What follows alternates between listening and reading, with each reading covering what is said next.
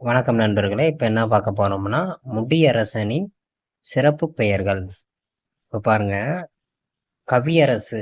கவியரசு என்று முடியரசனை அழைத்தவர் யாருன்னா, குன்றக்குடி அடிகளார். பறம்புமலையில் நடைபெற்ற விழாவில் தான் இந்த முடியரசனுக்கு கவியரசு என்ற பட்டத்தை வந்து குன்றக்குடி அடிகளார் கொடுத்திருப்பாங்க. அடுத்து வந்து சங்க புலவர் என்றும் இவர் அழைக்கப்படுறாரு. அந்த பட்டம் கொடுத்தது யாருன்னா, குன்றக்குடி அடிகளார். அடுத்து திராவிட நாட்டின் வானம்பாடி என்று முடியரசனை அழைத்தவர் யாருன்னா, அண்ணா.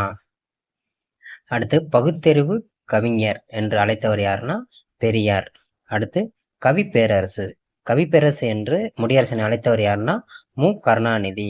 அடுத்து பொன்னியின் செல்வர் என்றும் அழைக்கப்படுறாரு. ஏன் பொன்னியின் செல்வர் என்று அழைக்கப்படுறாருன்னா, பொன்னி என்ற இதழில் பாரதிதாசனின் வழித்தோன்றல்களில் கவிதை எழுதுனதுனால பொன்னியின் செல்வர் என்று அழைக்கப்படுகிறார். அடுத்து வந்து பாவேந்தர் வழித்தோன்றல் என்றும் அழைக்கப்படுகிறார். அடுத்து வீரப்புலவர் என்றும் அழைக்கப்படுகிறார். அடுத்து உங்களுக்கான வினா என்னன்னா, முடியரசனின் எந்த படைப்புக்கு தமிழக அரசின் பரிசு கிடைத்தது? காவியப்பாவை, வீரகாவியம், புதியதொரு விதி செய்வோம், வள்ளுவர் கோட்டம். இதுல எதுன்ட்டு கமெண்ட்ல ஆன்சர் பண்ணுங்க. அடுத்து என் மூத்த வழித்தோன்றல் எனக்கு பின் கவிஞன் என்று முடியரசனை பாராட்டியவர் யாருன்னா, பாரதிதாசன். ஓகே, வீடியோ பிடிச்சிருந்தா லைக் பண்ணுங்க, ஷேர் பண்ணுங்க, கமெண்ட் பண்ணுங்க, சப்ஸ்கிரைப் பண்ணுங்க.